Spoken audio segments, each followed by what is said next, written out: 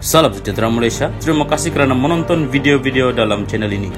Sebelum kita mula, jangan lupa untuk tekan tombol subscribe, share, like dan komen. Let's go! Salam sejahtera dan salam perpaduan kepada seluruh rakyat Malaysia. Berita panas malam ini bertajuk Rakaman audio 1MDB macam suara Najib, kata Irwan. Berita penuh. Mahkamah Tinggi Kuala Lumpur hari ini diberitahu bahawa salah satu suara dalam 4 rakaman audio yang dikaitkan dengan urusan 1MDB kedengaran seperti Najib Razak. Bekas Ketua Setiausaha Perbendaharaan Muhammad Irwan Sarigar Abdullah berkata demikian ketika memberi keterangan dalam perbicaraan terhadap Najib berhubung penyelewengan RM2.28 bilion dana 1MDB. Saksi pendakwaan ke-42 itu memberi keterangan berhubung salah satu suara dalam keempat rakaman audio berkenaan yang dimainkan ketika pemeriksaan utama oleh Timbalan Pendakwa Raya Ahmad Akram Gharib. Suaranya macam Najib, jawab Irwan apabila ditanya oleh Akram. Dua daripada rakaman audio itu didakwa merupakan perbualan antara Najib dan seorang pemimpin Timur Tengah. Irwan juga mengenal pasti salah seorang daripada pemilik suara itu ialah Amhari Effendi Nazaruddin, bekas pegawai khas Najib. Amhari juga merupakan saksi pendakwaan. Terdahulu, Hakim Perbicaraan Colin Lawrence Square membenarkan permohonan pihak pendakwaan untuk menerima 4 rakaman audio itu sebagai bukti. 4 rakaman audio itu adalah sebahagian daripada beberapa rakaman yang didedahkan oleh Ketua Pesuruhjaya SPRM Latifah Koya pada Januari 2020. Ia dikatakan melibatkan Najib dan individu lain yang dikaitkan dengan 1MDB. Pihak pendakwaan bergantung kepada 4 rakaman audio itu untuk mencabar dakwaan Najib bahawa dia menerima derma daripada Arab. Sementara itu, semasa pemeriksaan balas oleh Ketua Peguam Bela Muhammad Syafiee Abdullah hari ini, Irwan berkata dia tidak pasti sama ada suara dalam rakaman audio itu benar-benar milik Najib kerana dia tiada ketika peristiwa itu berlaku. Syafiee, selepas mendengar rakaman itu, adakah anda boleh mengatakan ini deepfakes? Irwan, saya tidak boleh katakan kerana saya bukan pakar. Deepfakes ialah media sintetik yang dimanipulasi secara digital untuk menyerupai seseorang. Perbicaraan berkaitan 1MDB akan disambung semula pada 7 Julai. Najib yang pernah menjadi Menteri Kewangan dan pengurusi Lembaga Penasihat 1MDB berdepan 4 pertuduhan salah guna kuasa dan 21 pertuduhan pengubahan wang haram membabitkan RM2.28 bilion daripada dana kekayaan negara Malaysia. Berhubung 4 pertuduhan salah guna kuasa, bekas ahli Parlimen Pekan itu didakwa melakukan kesalahan itu di Islamic Bank Berhad, Cawangan Jalan Raja Chulan di Bukit Kelon, Kuala Lumpur antara 24 Februari 2011 dan 19 Disember 2014.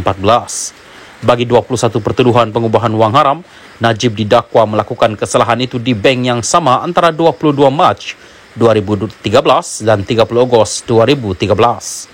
Pihak pendakwaan berhujah bahawa salah laku dalam 1MDB didalangi ahli perniagaan Lotek Jo yang juga dikenali sebagai Jolo dan beberapa individu lain dengan restu Najib. Bagaimanapun, pasukan pembelaan mendakwa Najib tidak tahu jenayah yang dilakukan dalam 1MDB dan penyelewengan itu hanya didalangi oleh Law serta ahli pengurusan 1MDB yang lain. Pengurusi penasihat BN itu kini menjalani hukuman penjara 12 tahun selepas Mahkamah Persekutuan pada 23 Ogos tahun lalu menolak rayuannya terhadap sabitan bersalah dalam kes penyelewengan RM42 juta dana SRC International. SRC pada mulanya merupakan anak syarikat 1MDB sebelum menjadi milik penuh MOF Inc. Najib juga pernah menjadi penasihat emeritus kepada SRC.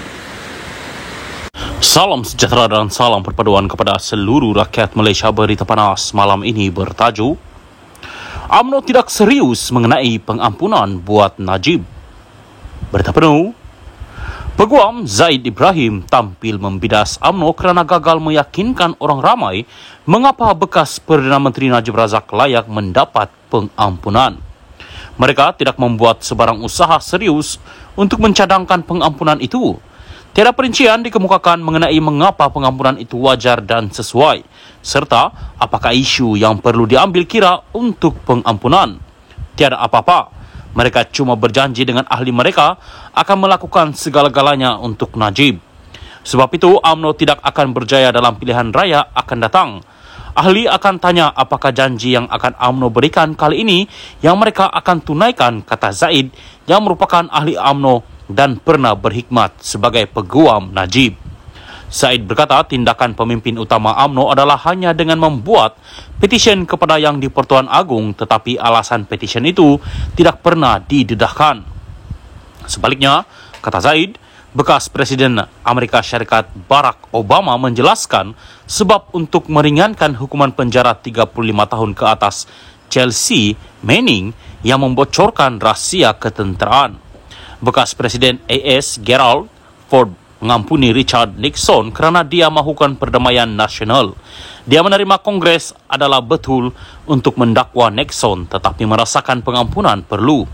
Bekas Presiden Afrika Selatan Nelson Mandela dan FW de Klerk memberikan pengampunan kepada mereka yang melakukan jenayah semasa apartheid untuk pembinaan semula negara, caib Zaid di akaun Twitternya.